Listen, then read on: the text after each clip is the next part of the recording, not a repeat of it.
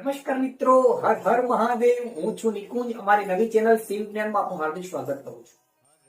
આજે આપણે પ્રદોષ વિશે વાત કરવાના છીએ. પ્રદોષ શું છે, પ્રદોષનું વ્રત કેવી રીતે કરવું. તો પ્રદોષ મહિનામાં 2 વાર, 11 પછી બારસ અને તેરસ, એનું જે મિલન છે એને પ્રદોષ કહેવામાં આવે છે. એક શુક્લ પક્ષનો પ્રદોષ આવે અને એક કૃષ્ણ પક્ષનો પ્રદોષ આવે.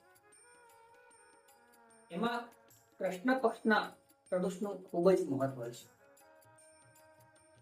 પ્રદોષ ટાઈમે ભગવાન ખૂબ આનંદિત હોય છે. એ ટાઈમે ભગવાન શિવ નૃત્ય કરતા હોય છે. પ્રદોષનો મતલબ દરેક દોષોમાંથી મુક્તિ અપાવે તેને પ્રદોષ કહેવામાં આવે છે. વાસ્તુ દોષો, પિતૃ દોષો, નાગ દોષો, કાળ સર્પ દોષો, દરેક દોષોમાંથી મુક્તિ એક પ્રદોષ જ અપાવી શકે. પ્રદોષનો ટાઈમ પંચાંગ પ્રમાણે અલગ અલગ હોય છે, પણ જો તમને ખબર ના હોય, પ્રદોષના દિવસે સાંજે 6 વાગ્યાથી રાત્રિના 9 વાગ્યા વચ્ચે પ્રદોષનો ટાઈમ હોય છે. એ ટાઈમ દરમિયાન ભગવાન શિવની પૂજા કર્યા પછી 9 વાગ્યા પછી તમે એક ટાઈમ જમવું હોય તો જમી શકાય. દિવસ દરમિયાન સવારે ચા, કોફી, દૂધ લઈ શકાય. એના પછી કોઈ ફરાળ કરવાનું નથી. બપોરે એક ટાઈમ ફળાહાર એટલે કે ફ્રૂટ લઈ શકાય, યા તો ફ્રૂટનો જ્યુસ પી શકાય. મીઠું ખાવાનું હોતું નથી. દિવસે પ્રદોષના દિવસે મીઠું વર્જિત છે, એટલે મીઠું ખાવાનું નથી. પ્રદોષ કાળ કોને કહેવાય? દિવસ પૂરો થતો હોય અને રાત્રિની શરૂઆત થતી હોય તેને પ્રદોષ ટાઈમ કહેવામાં આવે. પ્રદોષ વાર પ્રમાણે અલગ અલગ હોય છે. દરેક વાર પ્રમાણે પ્રદોષનું અલગ અલગ મહત્વ હોય છે. રવિવારના દિવસે જે પ્રદોષ વ્રત પ્રારંભ થાય છે તેને રવિ પ્રદોષ વ્રત ક્યાં તો ભાનુ પ્રદોષ વ્રત તરીકે પણ ઓળખવામાં આવે છે. જે લોકોની તંદુરસ્તી સારી રહેતી ન હોય, આરોગ્ય સારું રહેતું ન હોય, તેવા લોકોએ રવિવારના દિવસે જે પ્રદોષ વ્રત પડતું હોય તે દિવસે પ્રદોષ વ્રતનો પ્રારંભ કરો. સોમવારના દિવસે જે પ્રદોષ વ્રતનો પ્રારંભ થાય છે તેને સોમ પ્રદોષ વ્રત તરીકે પણ ઓળખવામાં આવે છે. જે લોકોને માનસિક શાંતિ ન મળતી હોય, ત્યાં તો ચંદ્રને લગતા કોઈ પણ દોષ હોય, તેવા લોકોએ સોમવારના દિવસે જે પ્રદોષ વ્રતનો પ્રારંભ થતો હોય તે પ્રદોષ વ્રત ની શરૂઆત કરો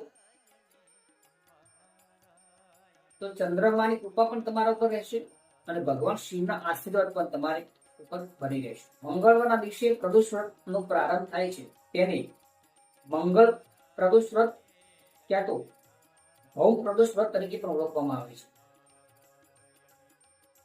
જે લોકોને રોગમાંથી મુક્તિ જોઈતી હોય, ક્યાં તો દેવું વધી ગયું હોય, ક્યાં તો મંગળ ગ્રહની કોઈ તકલીફ હોય, મંગળ દોષ હોય, તેવા લોકોએ મંગળવારના દિવસે જે પ્રદોષ વ્રતનો પ્રારંભ થતો હોય પ્રદોષ વ્રતની શરૂઆત કરો.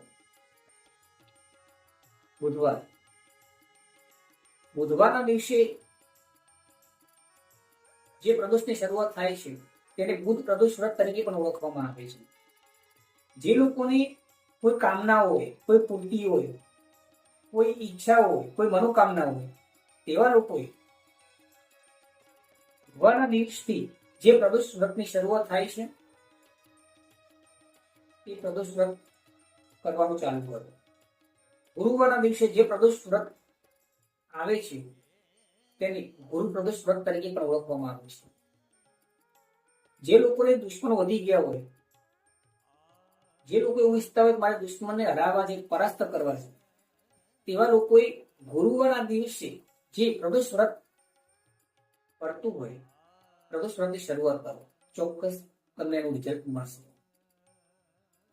શુક્રવારના દિવસે જે પ્રદોષ વ્રત નો પ્રારંભ થાય છે ત્યારે શુક્ર પ્રદોષ વ્રત તેમજ બીજા શબ્દોમાં ભૃગુ પ્રદોષ વ્રત તરીકે પણ ઓળખવામાં આવે છે. જે લોકોને સુખ, શાંતિ, સમૃદ્ધિ, ઐશ્વર્ય જોઈતું હોય તેવા લોકોએ શુક્રવારના દિવસે પ્રદોષ વ્રત શરૂ કરો.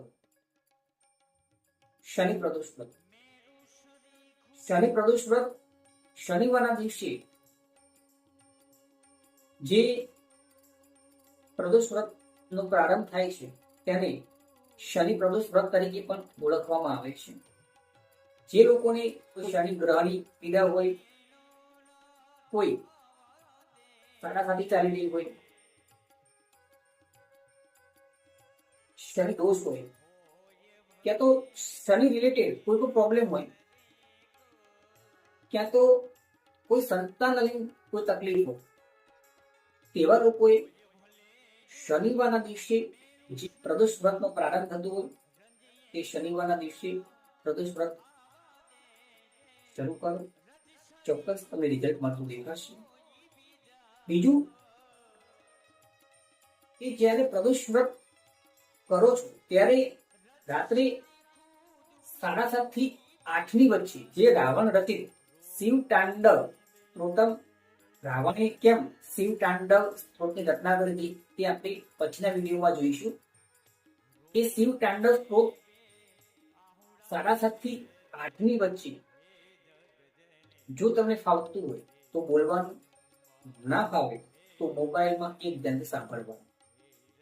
એવું ઈચ્છે કે મારે ખૂબ પૈસા મેળવવા છે, લક્ષ્મી મારા જોડે ખૂબ જ આવે, તો એ શિવ તાંડવ સ્ત્રોતમાં છેલ્લી પંક્તિમાં કહ્યું છે, પ્રદોષ સમયે દસ્તવક્રમ ગીતમ ય શંભુ જન પરમ પઠને પ્રદોષી તસ્યમ સ્થિતા ભુજગેન્દ્ર યુક્તા લક્ષ્મી સદૈસ્તુ મુખી પ્રદાતિ શંભુ. એટલે પ્રદોષ સમય જો તમે શિવ તાંડવ સ્ત્રોત બોલશો ક્યાં તો સાંભળશો તો લક્ષ્મીજી હાથી પર બેસી અને તમારા ઘરે આવશે. અને એ પણ કેવી લક્ષ્મી? સ્થિર લક્ષ્મીની પ્રાપ્તિ થશે. એટલે પ્રદોષ વ્રતનું આટલું મહત્વ છે. જો અમારી શિવ જ્ઞાન ચેનલ મારફતે તમને કંઈક નવું જાણવા મળતું હોય તો અમારી શિવ જ્ઞાન ચેનલ વધુમાં વધુ સબસ્ક્રાઇબ કરો, શેર કરો, લાઈક કરો, ફોલો કરો, જેથી અમે બીજા ભક્તો સુધી પણ શિવ જ્ઞાન ચેનલ મારફતે શિવની વાત પહોંચાડી શકીએ. એક લાઈક ભગવાન શિવ કે નામ, કોમેન્ટ્સમાં હર હર મહાદેવ લખવાનું ભૂલશો નહીં. હર હર મહાદેવ. જય કાશી વિશ્વનાથ. નમસ્કાર.